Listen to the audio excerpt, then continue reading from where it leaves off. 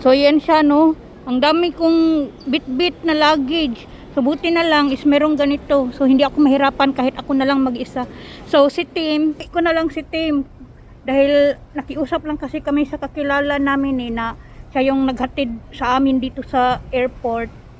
Then pinauwi ko na lang silang dalawa dahil ayoko din na maabutan sila ng gabi dito sa maabutan sila ng dilim na ba, madilim na pag-uwi nila dahil malayo pa yung biyahe nila from airport pa uwi ng bahay, mag-aapat na oras din ba.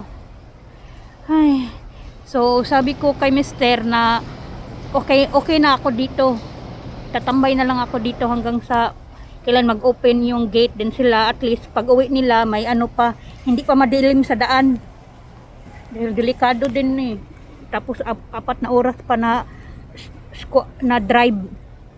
Buti nga yung kakilala namin is free siya ngayon para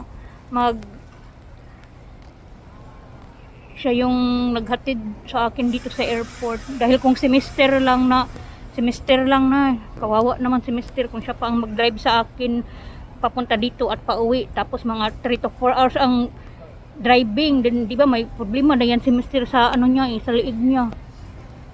Kaya buti na lang talaga is yung kakilala namin is siya, bakante siya ngayong araw, siya yung naghatid sa akin dito sa airport. But ngayon ako na lang dahil pinauwi ko na semester at yung kakilala namin, hintayin ko na lang na mag-open yung gate. At dito ako sa gate 11.